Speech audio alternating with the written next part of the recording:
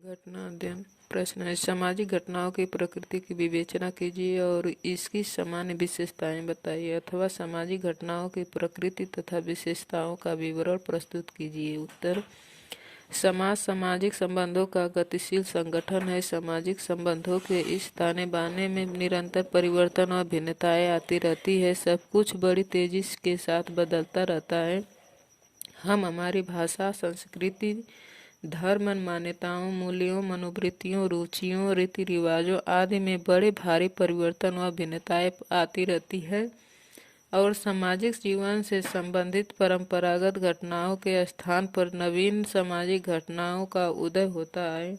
इस प्रकार हमारा जीवन अनेक प्रकार की परिवर्तनशील सामाजिक घटनाओं से घिरा हुआ है। वास्तव में सामाजिक घटनाएं ही समाज वैज्ञानिकों के शोध व सर्वेक्षण का विषय है और इन सामाजिक घटनाओं की वास्तविक प्रकृति को भली भांति जान लेना ही हमारा मुख्य उद्देश्य है। प्रस्तुत अध्ययन उसी दिशा में एक महत्वपूर्ण कदम है।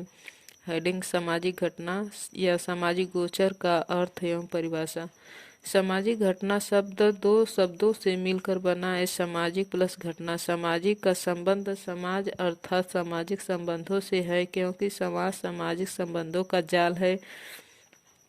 घटना का संबंध ऐसे तथ्य से है जिसमें घटा बढ़ी, परिवर्तन व भिन्नता आती रहती है, अर्थात शाब्दिक अर्थों में सामाजिक घटना सामाजिक संबंधों में निर्मित होने वाली सामाजिक तथ्यों की क्रियाशीलता, घटा बढ़ी, परिवर्तन व भिन्नता को व्यक्त करती है। मानव समाज में संबंधों का ताना बाना सदैव एक सा नहीं रहता है, वरन संबंधों की रूपरेखा बदलती रहती है और संबंधों की इस बदलती या गतिशील रूपरेखा के अंतर्गत साधु और संत, अपराधी और भ्रष्टाचारी, पूंजीपति और मालिक, मजदूर और निर्धन, विचारक और सुधारक एवं अन्य विभिन्न प्रकार के व्यक्ति रहते हैं। इन व्यक्तियों के सामाजिक जीवन में साधारण संस्कारों से लेकर मृत्यु संस्कार तक होते हैं, मामूली मनमुटाव से लेकर भयंकर संघर्ष तक होते हैं, साधारण बातों से लेकर हिंसात्मक आंदोलन तक होते हैं।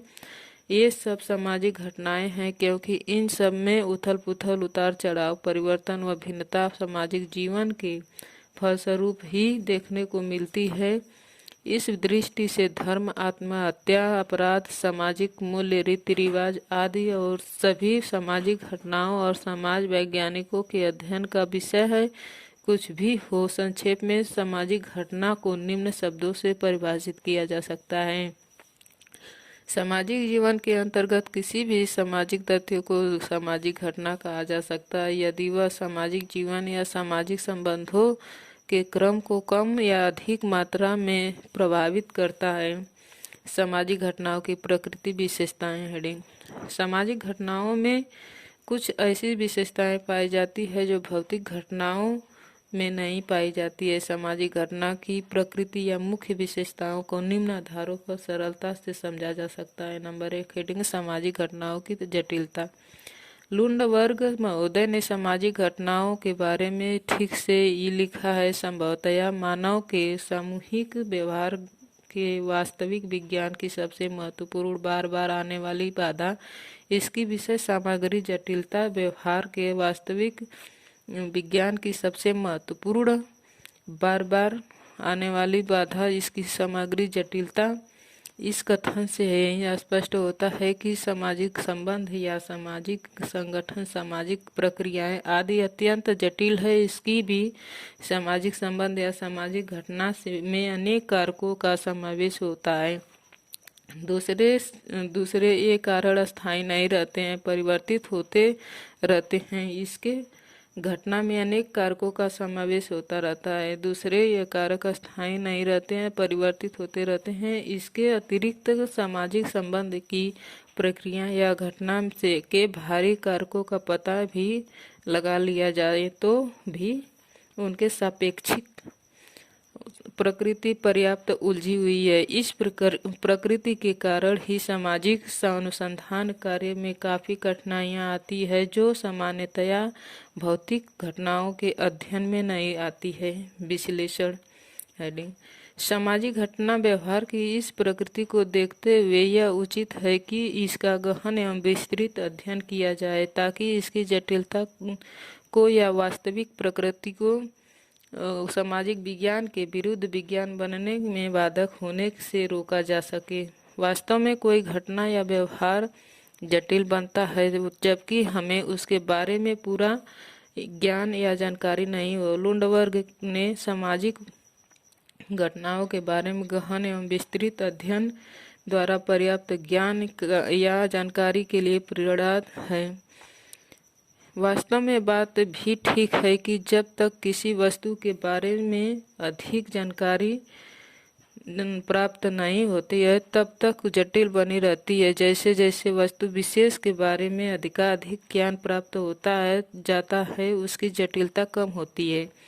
कुछ भी हो, सामाजिक घटना की प्रकृति भौतिक घटनाओं की तुलना में अत्यधिक जटिल है। अनुसंधानकर्ता उस समय चक्कर में पड़ जाता है कि जब वह एक दूसरे के सूचनादाता का व्यवहार परिवर्तित परिस्थिति में भिन्न हो पाता है। इस प्रकार सामाजिक घटना का बाहरी रूप और आंतरिक रूप एक समान नहीं है। दूसरा हेडिंग है सार्वभौमिकता का अभाव।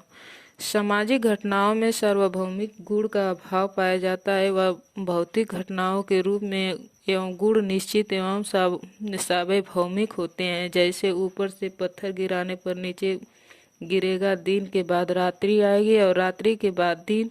लेकिन सामाजिक घटना में ऐसी बात नहीं है, क्योंकि एक समान परिस्थिति में न तो सब व्यक्तियों का व्यवहार एक समान और न ही समान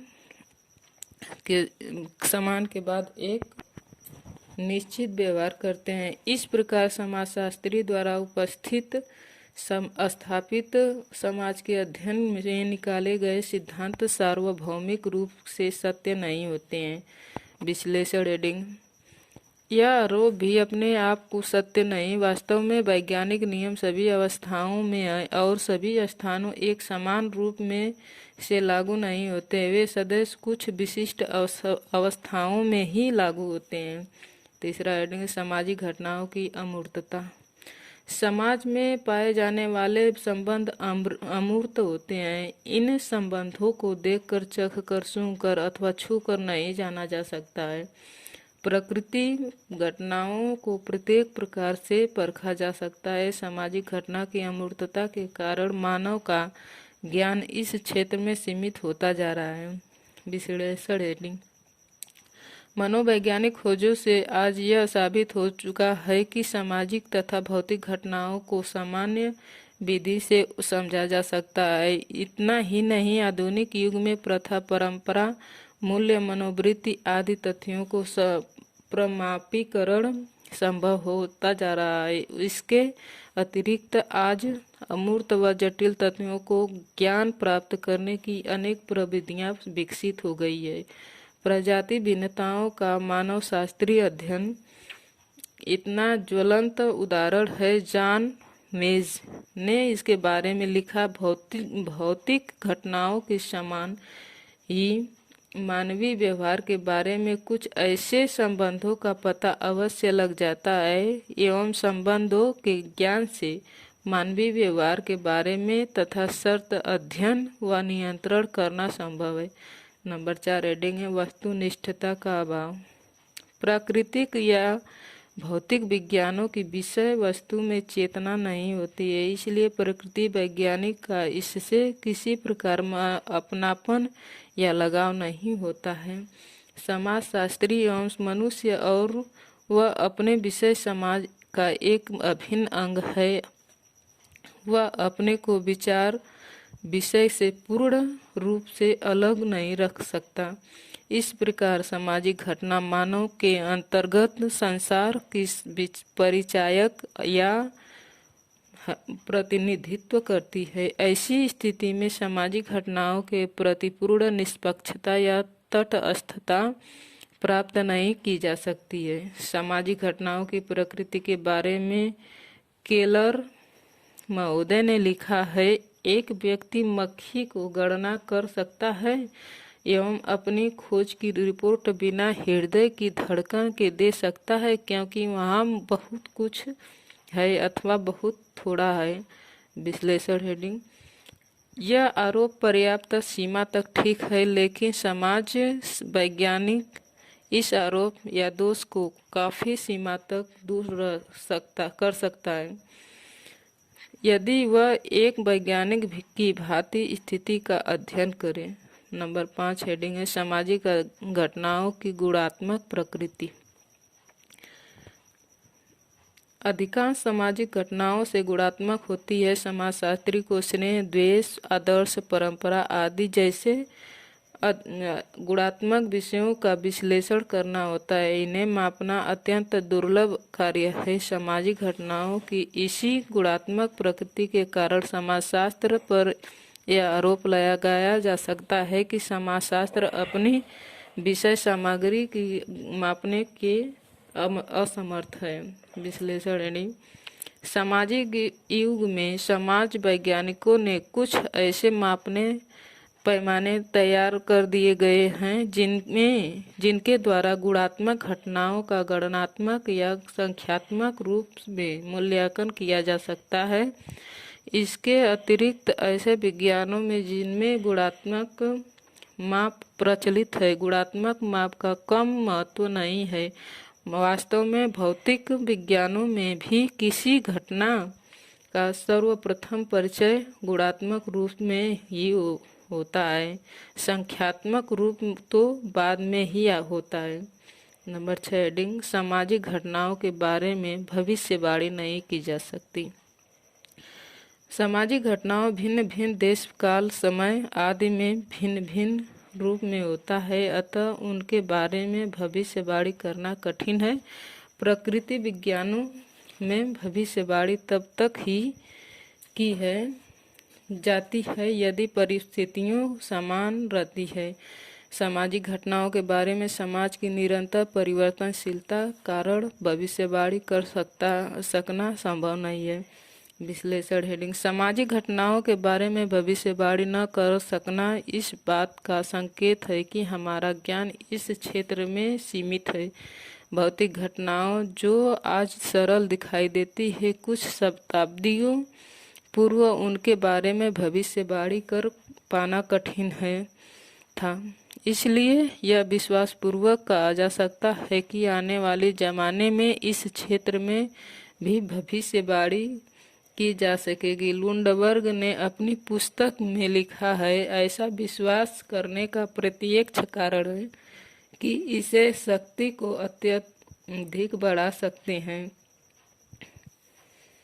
इसके अतिरिक्त लुंडबर्ग ने इस ओर संकेत किया है, माध्याकर्षक शक्ति जैसा यथार्थ सार्वभौमिक नियम भी कुछ अवस्थाओं के होने पर ही खरा उतरता है। वास्तव में मूल बात तो यह है कि भविष्यवाणी करने की क्षमता प्रत्येक विज्ञान में ही सीमित मात्रा में पाई जाती है, क्योंकि प्रत्येक भविष्यवाणी कुछ निश्चित आवश्यकताओं या परिस्थितियों पर भी निर्भर करती है। क्योंकि अच्छे से अच्छे डॉक्टर मरीज की परीक्षा करने के बाद यह निश्चित रूप से नहीं कह सकता है कि मरीज मर जाएगा।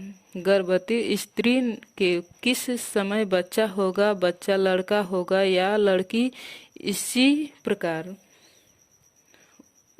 ऋतु विज्ञान विशेषज्ञ निश्चित तौर से वर्षा, तूफान, ज्वार फाटा आदि आने का निश्चित समय नहीं बता पाएगी। अर्थात इन वैज्ञानिकों के पूर्वानुमान में शायद का तत्व सदैव विद्यमान रहता है। इस प्रकार सामाजिक घटनाओं की उतनी ही प्रकृति होती है जितनी की माध्याकर्षण शक्ति और आदि तूफान की घटनाएं। 7वां हेडिंग है सजातीयता। 7वां हेडिंग है सजातीयता या एक रूपता का अभाव। सामाजिक घटनाओं में कोई भी दो इकाई एक समान या सजातीयता नहीं होती है, इसलिए इसके अध्ययन में वैज्ञानिक विधि को उपयोग में लाना संभव नहीं है। यह ठीक है कि समाज में समस्याएं व भिन्नताएं दोनों ही पाई जाती है। यदि पर्याप्त सूझबूझ, सतर्कता, मेहनत व ईमानदारी से अध्ययन किया जाए तो सामाजिक घटनाओं की विभिन्न इकाइयों में पाई जाने वाली समानताओं को ढूंढा जा सकता है। इस संदर्भ में मैकाइवर और पेज ने लिखा है, यदि हम एक विश्व की कल्पना को साकार करना चाहते हैं तो उसके लिए सर्वप्रथम आवश्यकता इस बात की होगी कि हम संपूर्ण मानव जाति की मौलिक इसके अतिरिक्त मौलिक समानता को स्वीकार करें। इसके अतिरिक्त सामाजिक जीवन में अनेक भिन्नताएं भी देखने को भी मिलता है। यदि भिन्नताएं न हो तो सामाजिक जीवन पर्याप्त सीमित व संकुचित हो जाएगा। हेडिंग है विश्लेषण। सामाजिक घटनाओं में पाई जाने वाली विभिन्नताओं को अपने आप में कोई दोष नहीं है, इसलिए समाज वैज्ञानिकों को समरूपता, सजातीयता या एक रूपता में के पचड़े में न पकड़कर सामाजिक संबंधों की समानताओं व विभिन्नताओं के अध्ययन हेतु उन्नतशील प्रविधियों के विकास पर बल देना चाहिए। इसके अतिरिक्त यह कहना भी ठीक नहीं है कि भौतिक घटनाओं में सजातीयता होती है। सच तो यह है कि पूर्ण सजातीयता की कल्पना करना ही